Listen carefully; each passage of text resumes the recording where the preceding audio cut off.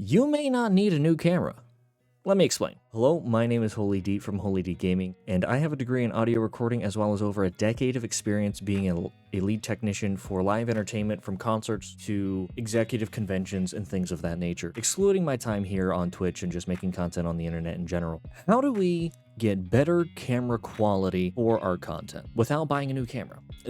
Simply put, the best way to get better camera quality is your lighting. It's one of the main ways you can improve your camera quality overall. So let's talk about how we're going to do that. First of all, how do I know that lighting is the main component of your camera's quality? Easy. I'm currently using a Logitech C920. It is a 1080p 60 frame per second camera, which isn't great, and at today's value is roughly a $70 camera. It's easily not the best camera on the market, but it's definitely one of the best cameras you can purchase that's under $100. For a full YouTube content, or where you're going to be doing something like this, it's definitely not the best camera out there. You should probably look in doing a little bit more expensive, like a DSLR. However, getting an expensive DSLR with bad lighting is not going to improve the camera's quality by much. A good camera with bad lighting is going to be mediocre quality at best. So how do we fix your light? First off, every room, or at least most rooms, have an awful overhead light.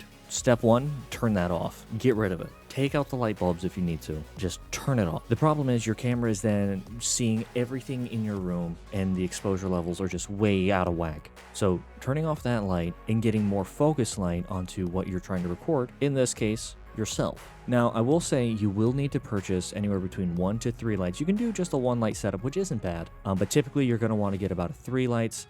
2 is probably what I would say is the minimum here for this type of lighting technique I'm about to talk about, but 3 is obviously the preferred, and that's because it's called a 3-point lighting system. How does a 3-point lighting system work? Well, you have your main light, also known as a key light, which is typically just off to the side, about a 45-degree angle from you, and an upward position shining down on your face. It's typically a brighter light as well. Then you also have an offset light, which is, again, about a 45-degree angle, just off to the opposite side of where your camera sits, which then helps eliminate some of those shadows from your face. The third light that comes into factor here sits behind you and shines down on your head and just kind of helps pop you out from the background. Now, the third light is not needed. I will put it out there. It's not necessary. I went a very long time without having a third light. You can also do background lighting like I have on my walls behind me. That also does a very good job at helping separate you from the background. Granted, the third light does just help push you further forward. Also, if you have a cat like this that's completely black and you wear all black clothing, really hard for people to see her.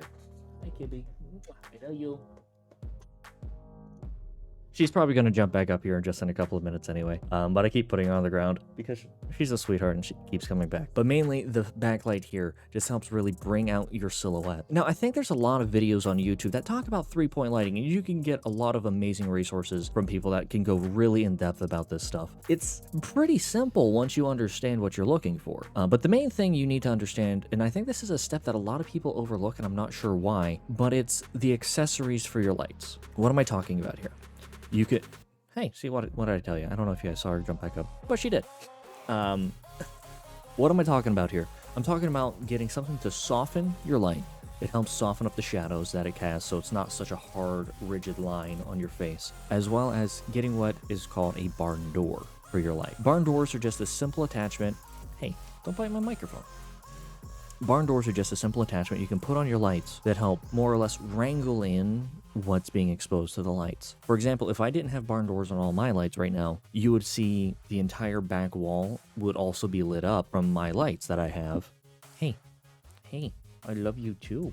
And it would wash out the back colors that you see, the purples and everything behind me. So it's very important to have barn doors because it helps limit and helps focus on the subject you're trying to record, take pictures of.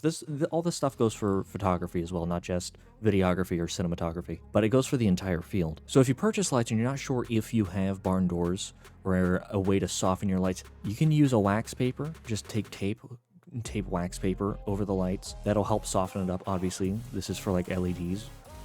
That don't produce a lot of heat, so you're not gonna have to worry about melting or fires or anything like that. And then if you're worried about barn doors and your lights don't come with barn doors attached or the availability for barn door attachments, what you can do is you can simply fashion some out of cardboard. cardboard and duct tape, which is what I have actually done here with my lights. My lights don't have the availability for barn doors when I purchased them. I didn't look into it, which is my mistake. But at the same time, relatively speaking, in the lighting world, they're very cheap LED panels. But so I put a wax paper over the top of them to help soften it up, and then I also put barn doors. Honestly, I think that's why I have a lot of people that come into my streams and ask me what type of camera I have, because a lot of them expect me to say I have this fancy DSLR, Canon, whatever. And I tell them I have a Logitech C920, and they go, are you serious? I'm like, yes, it's a very low budget camera. It's a under $100 camera that is fantastic for what it does. I just have lighting. Lighting is the key. Now, you can also go in and mess with your exposure levels and your gain levels, and you can put filters on top of your camera in your OBS or whatever recording software you're using, which I would highly recommend, but at the same time, I feel like that's another whole video, and I think there's also a number of people on YouTube that explain that a whole lot better than I would be able to. So if you want, come to one of my streams or talk to me in Discord as well about this stuff, and I can try to go more in depth. Or if you guys are just wanting me to do a video on it, I can absolutely do a video on going through and setting up your camera properly to try and help your exposure levels and make sure you're not getting blown out from all the additional lighting that you're putting into your setups. Now, I also do know there are people out there that would prefer to use natural lighting, which, by the way, the sunlight is amazing for camera quality. And if you're wanting to use natural lighting from a window, absolutely do it. It's fantastic. I would actually encourage people to do it. Granted, it limits the times of day you can stream or record or what have you, but natural lighting is fantastic. It's really great for your skin complexions and how you appear on camera. Again, though, you have to know how to set it up and use it. I would typically use that sunlight coming in as what is known as the key light, like we talked about previous, where it's the main light that's off to the side, typically the brightest out of all three in your setup. You got your key light, which is your brightest, your off-center light over here, which it's a fill light. It fills in all the shadows, which is typically a little bit bright, a little bit dimmer. And then you have your backlight over here, your third point in your 3-point lighting, which is also coming in just pushing you forward. So typically, if you're going to use the sun natural lighting, make sure the sun is off as your key light behind your camera, shining down on you through a window, and it'll do an amazing job for you, I promise.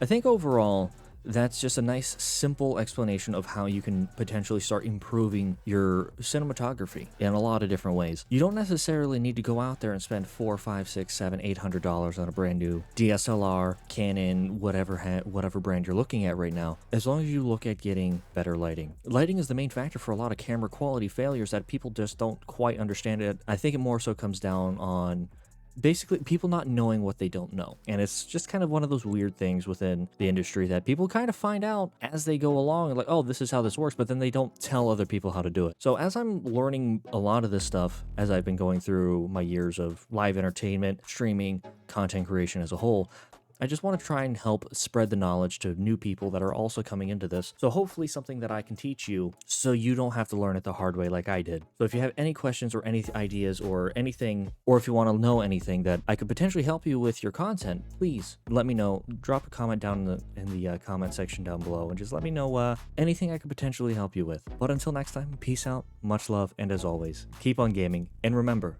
always kiss your homies goodnight.